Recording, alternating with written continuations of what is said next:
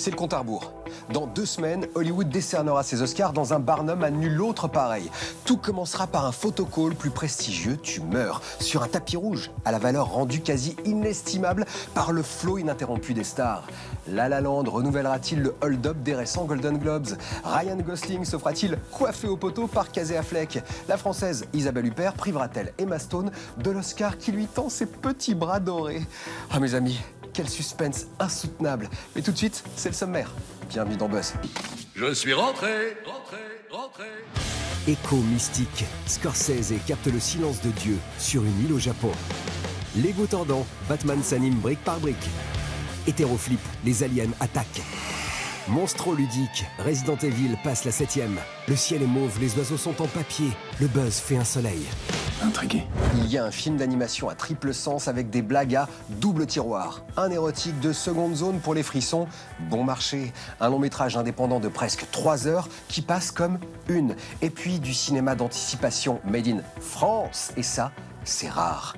Il y a la sarabande des sorties de la semaine. C'est un manège enchanteur qui ne s'arrête jamais, qui ne s'arrête jamais, qui ne s'arrête jamais.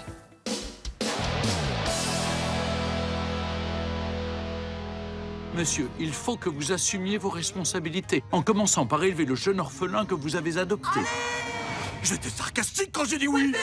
La grande aventure Lego avait cartonné, Warner remet ça avec un spin-off centré sur Batman. On y suit le super-héros de Gotham dans sa lutte contre le Joker. Problème, l'homme chauve-souris est toujours aussi imbu de sa personne. J'ai le droit à un costume? J'adore. Mais le pantalon est un petit peu serré, hein. Ah, j'ai une idée. On arrache. Eh ben voilà. À partir de maintenant, je ne te regarde que dans les yeux. Au menu, blagues et punchline à savourer absolument en VO, pour cause de VF parasité par les voix de Stéphane Bern et des footballeurs Matuidi et Griezmann. Initialisation maître constructeur. C'est parti, un peu sur 4. Il me faut un macaroni. Oui, on a réussi. Plutôt cool, non? Dis-moi pourquoi t'as construit ce truc avec un seul siège? Parce que, sauf erreur de ma part, je n'ai qu'un derrière. Je veux que tu reviennes. Je ne sais pas comment m'y prendre. Je n'ai jamais voulu renouer avec une femme. 50 nuances de Grey avait attiré les foules. Un succès inexpliqué à ce jour et qui devrait se répéter avec la suite. 50 nuances de Daube. Pardon, plus sombre. Qu'est-ce que tu veux, Anastasia? Plus de règles. Et plus de secrets. Christian et ses abdos gonflés à l'hélium réussiront-ils à reconquérir Anastasia? Les deux amants largueront-ils leur vie de débauche pour un 3 pièces cuisine en banlieue? Ah, c'est folie que ce film. Si quelque chose devait t'arriver, je ne me le pardonnerai jamais.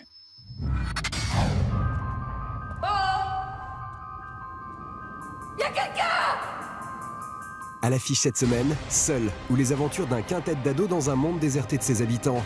Le réalisateur de 20 ans d'écart s'essaye cette fois au film de genre avec cette adaptation d'une bande dessinée à succès. Enfin, notez que American Honey envoie Shia LaBeouf sur les routes du Midwest pour vendre des magazines et surtout vivre la vie sauvage. Ce road movie à la BO dans l'air du temps a reçu le prix du jury à Cannes 2016. L'envers du rêve américain. Scared? Bang! Faisons silence pour accueillir le nouveau film de Martin Scorsese. Silence, c'est le silence de Dieu face aux interrogations du héros de Scorsese. Dans un Japon du XVIIe siècle, 2 hommes de foi partent sur le chemin de leur mentor qui aurait, dit-on, apostasié. Traduction, renié sa religion. En 2h40 pleine de supplices et de prières, Martin le géant sonde le mystère de la foi et de l'engagement, aidé par le visage sublimement travaillé par le temps de Liam Neeson, immense dans un second rôle décisif. Faisons silence, mes amis, et plongeons dans le cantique infernal et beau de Martin Scorsese.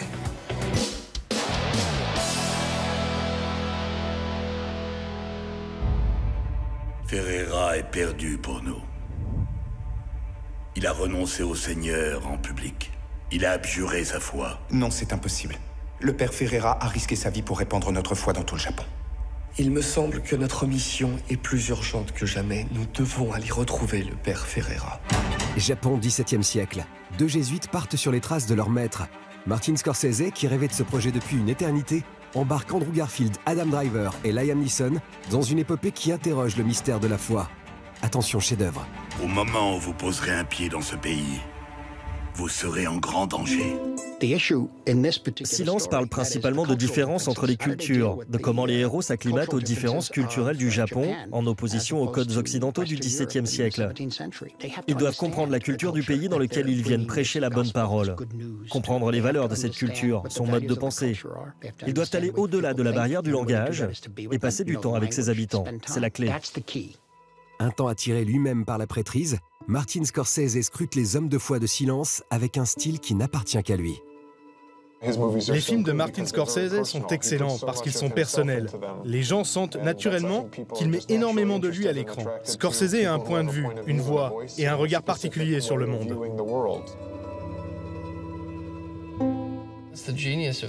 La grandeur de ce film, c'est qu'il n'y a ni mal ni bien.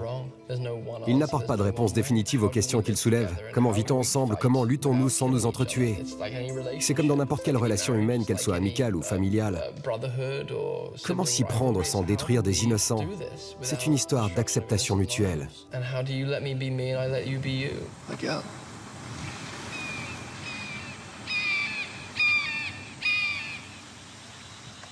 C'est un signe de Dieu. Silence a plusieurs niveaux de lecture. On peut le prendre comme un film d'aventure divertissant. Mais il y a aussi un niveau plus profond, une quête spirituelle sur la foi, sur Dieu. Est-ce qu'il ou elle parle? D'où le titre du film, Silence. Ce sont des questions qu'on se pose tous, que l'on soit croyant ou non. Pourquoi sommes-nous sur Terre? Quel est le sens de tout ça? Le prix de votre gloire est leur souffrance. Dans la nature nippone, Scorsese enregistre le trop bruyant silence de Dieu. Entre deux scènes de torture, il capte aussi le moindre frémissement de ses héros suppliciés par les Japonais. Comme un chemin de croix vers la vérité nue. Je prie, mais je suis perdu. Est-ce que je prie face au silence? Ridley Scott a de la suite dans les idées et des idées dans la suite. C'est l'heure de l'avant-première. Prometheus avait de vagues liens avec Alien. Sa suite, Alien Covenant, renvoie carrément au film d'horreur séminal de l'esthète Scott. Seule Sigourney Weaver semble manquer à l'appel, ou du moins son personnage, la mythique Ellen Ripley. À moins que... Les aliens de Covenant perceront les poitrines de ceux qui ont eu le tort de les croiser. En mai prochain, on regarde les premières images et puis juste après, on décadre l'actu avec du jeu vidéo et de la bande dessinée.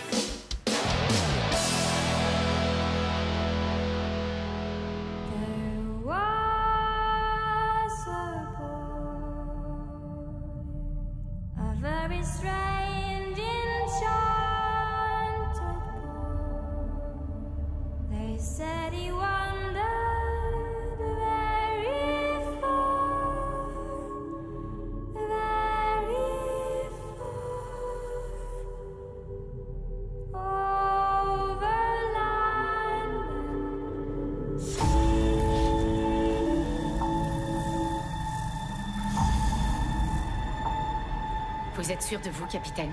Comment ça? Mais bordel, on sait même pas ce qu'on va trouver!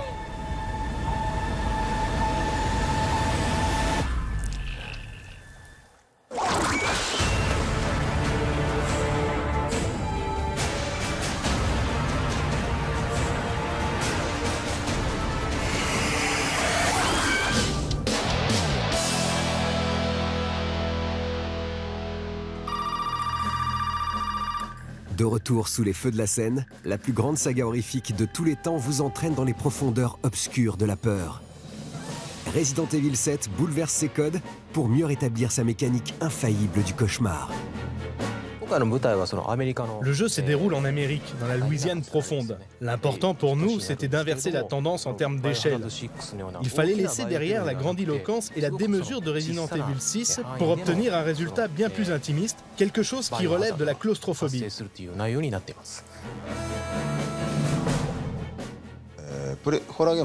Il y a bien des manières de créer une œuvre horrifique, surtout lorsqu'elle implique des éléments fantastiques, un héritage notoire de la saga.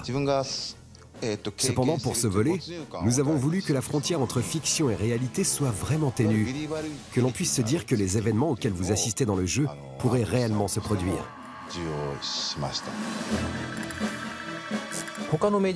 La mythologie Resident Evil s'étend sur bien des supports aujourd'hui, et de bien des manières. Il était donc nécessaire pour nous de consolider la confiance de nos joueurs pour un épisode canonique comme Resident Evil 7. En s'éloignant de ses aînés, le titre veut définir sa propre identité, établir un virage radical. Oui, il s'agit bien d'un tournant, une sorte de ligne de conduite pour l'avenir de la série.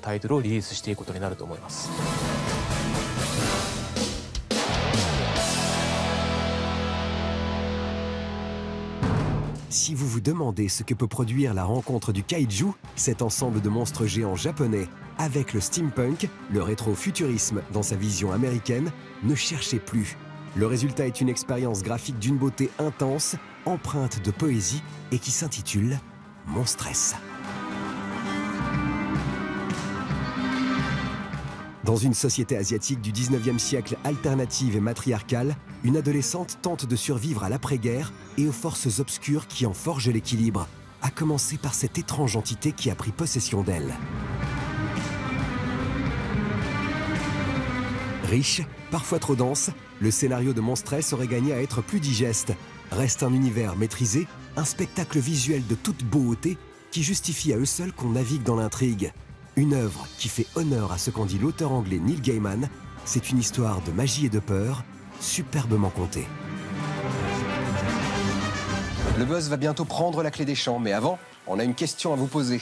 En cas de bonne réponse, c'est la fête avec des cadeaux du genre très beau. Quel film de Martin Scorsese a reçu la Palme d'Or? Carrément, et ouais. Est-ce Taxi Driver? Ou bien Raging Bull, à moins que ce ne soit Les Affranchis, mais peut-être est-ce Le Loup de Wall Street? Hey, si vous pensez avoir la bonne réponse, allez chercher votre bonheur sur ParamountChannel.fr.